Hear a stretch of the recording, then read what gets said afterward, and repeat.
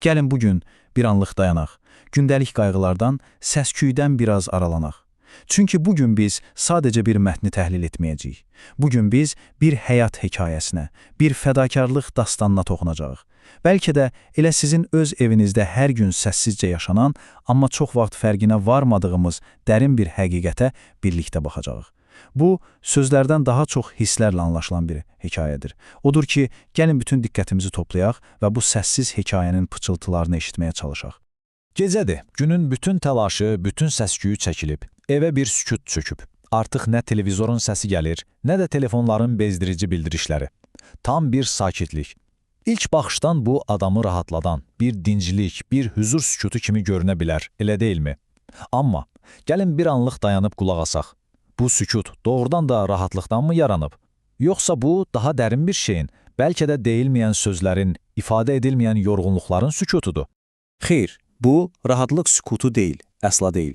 Bu, bütün günü sənin gələcəyin üçün, sənin bir günün daha rahat keçsin deyə çalışan iki insanın bədəninə və ruhuna çökən o ağır yorğunluğun sükutudur. Bilirsiniz, bu, yoruldum kəlməsinin ifadə edə bilməyəcəyi qədər dərin, bədənin hər hüceyrəsində hiss edilən bir ağırlıqdır.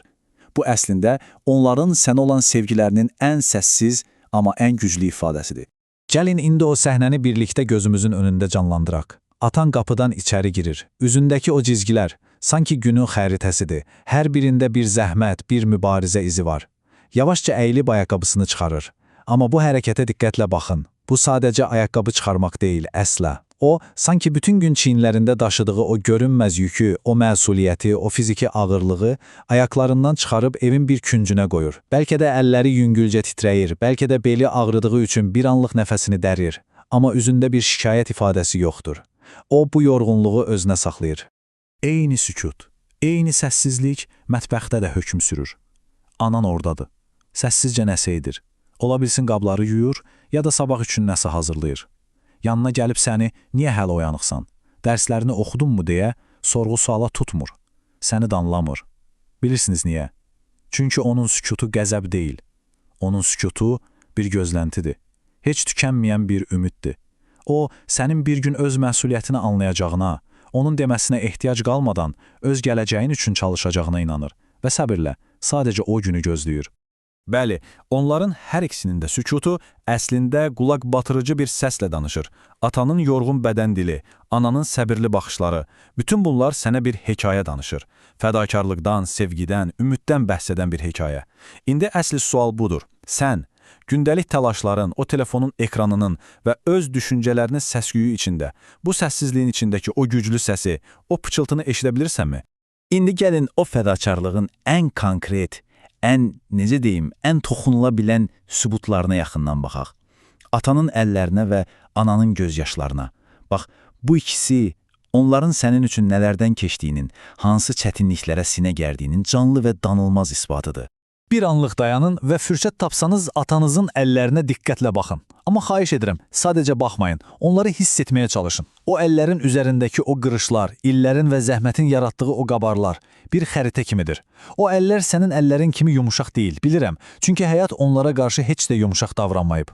O əllər saatlarla kitab vərəqləməyib, rahat bir ofisdə qələm tutmayıb. Xeyr, o əllər sənin gələcəyin üçün daş qaldırıb, soyuq dəmirə toxunub, palçıq qarışdırıb. Bax, bu cümlə bütün hekayənin özətidir əslində. Onun əllərinin niyə sərtləşdiyini anlayırsınızmı? Sənin həyat yolun daha yumşaq, daha hamar olsun deyə. O, bütün kələk-kötürlükləri, bütün çətinlikləri məhz o əlləri ilə öz üzərinə götürüb ki, sən daha yaxşı bir həyat yaşayasan. Bu, sözlərlə ifadə edilə bilməyən, yalnız fədakarlıqla verilə bilən ən böyük hədiyyədir. Atanın çəkdiyi bu fiziki zəhmət var ha. Bax, o, ananın daxilində mənəvi bir ağrıya, bir narahatlığa çevrilir. Anan sənin yanında həmişə güclü görünməyə, təbəssüm etməyə çalışır. Amma o da yorulur, o da bəzən ağlayır. Hamı yatandan sonra. Heç kimin onu görmədiyi bir otaqda, səssizcə. Onun göz yaşları ümidsizlikdən deyil, xeyr. Onun göz yaşları sənin üçün duyduğu narahatlıqdan, sənin gələcəyi ilə bağlı qayğılardandır. Bilirsiniz, o sənin dərslərinə, gələcəyinə qarşı laqeydliyini görəndə, bütün günü boş işlərlə məşğul olduğunu hiss edəndə ürəyi sıxılır. Atanın o sərtləşmiş əlləri ilə qazandığı hər şeyin boşa gedəcəyindən qorxur və bu, onun canını yandırır.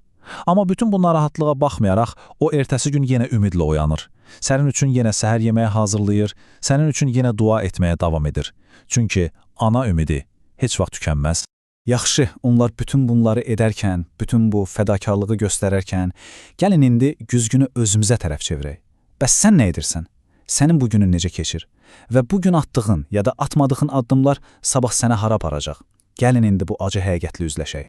Sən özünə və bəlkə də valideynlərinə sabah oxuyaram deyirsən. Amma o sabah heç vaxt gəlib çatmır ki. Telefonu əlinə alırsan sadəcə 5 dəqiqəlik baxmaq üçün. Amma o 5 dəqiqə bir videodan digərinə keçərkən 1 saata çevrilir. Vaxt isə səninlə oyun oynamır. O amansızcasına axıb gedir və bir daha heç vaxt geri qayıtmır. Hər bir saniyə itirilmiş bir fürsətdir. Və sən fərqinə belə varmadan günəş batır, axşam düşür, bir gün daha bitir. Sən isə hələ də sabah mütləq başlayaram təsəllisi ilə özünü aldadırsan. Bilirsiniz, bu ən təhlükəli yalandır. İnsanın öz-özünə dediyi yalan. Çünki bu yalanla sən sadəcə bir günü deyil, gələcəyindən böyük bir parçanı itirirsən. Bu günlər yavaş-yavaş bir-birinə calanıb həftələrə, həftələr aylara, aylar isə amansızcasına illərə çevrilir. Bir də gözünü açıb baxırsan ki, məktəbin bitməsinə az qalıb. İmtahanlar qapıdadır. Geriyə dönüb baxanda isə itirilmiş vaxtın yaratdığı böyük bir boşluqdan başqa heç nə görmürsən. Və o qaçınılmaz an gəlib çatır. Bir səhər uyanırsan və anlayırsan ki, artıq arzuladığın universitetə, istədiyin ixtisasa qəbul olmaq üçün şansın demək olar ki, qalmayıb. Seçimlərin tükənib, məhdudlaşıb. Əvvəllər qarşında yüzlərlə qapı var idisə, indi yalnız bir neçə darısqal, heç istəmədiyin qapı qalıb. Və o an ürəyinin dərinliyində bir sızıltı hiss edirsən, artıq çox gecdir. Gəlin birlikdə bir anlıq zaman maşınına minək. Bəlkə də qorxuludur, amma gəlin bunu edək. Bugünkü laqeydliyinin, o bitməyən sabah edərəmlərinin səni 10 il sonra hara aparacağını təsəvvür etməyə çalışaq. Bəli, bu acı bir mənzərə ola bilər, amma gələcəkdəki peşmançılığın qarşısını almaq üçün gün o mənzərəyə baxmaq məcburiyyətindəyik. Təsəvvür et, 10 il keçib. Atanın saçlarına daha çox dən düşüb, beli biraz da bükülüb, əlləri daha yorğun görünür. Anan əvvəlki kimi enerjili deyil, kiçik bir işdən sonra təngnəfəs olur. Bəs sən onların arzuladığı kimi öz işinin sahibi, hörmətli bir peşəkar deyilsən. Sevmədiyin bir işdə, kimin səmirləri altında az maaşa çalışırsan. Hər səhər həvəssiz oyanır, hər axşam yorğun evə qayıdırsan. Və belə bir həyatın içində, bir axşam tək qalanda, pəncərədən baxıb keçmişi düşünəndə, ürəyini yandırıb yaxacaq o cümlə, o sual nə olacaq? Hansı fikir səni içəridən bir qurd kimi gəmirəcək? Kaş ki vaxtında oxusaydım. Bax, bu sadəcə 3 sözdən ibarət bir cümlə deyil. Bu, bir ömürlük peşmançılığın, itirilmiş fürsətlərin, puç olmuş xəyalların ən acı ifadəsidir. Bu cümlə insanı içərdən yeyib bitirən bir pas kimidir. Çünki bu cümlənin içində dəyişdirilə bilməyən bir keçmiş və həsrəti çəkilən bir gələcək var. Bəli, bu mənzərə çox kədərli və qorxuducudur. Amma dayanın, sizə bir yaxşı xəbərim var. Bu, sənin alın yazın deyil. Bu, sadəcə bir ehtimaldır. Səhv seçimlərin nəticəsi ola biləcək bir gələcəkdir. Sənin həyat hekayənin sonu hələ yazılmayıb və o hekayənin qələmi bugün məhz bu an sənin əlindədir. Hər şeyi dəyişdirmə gücü səndədir.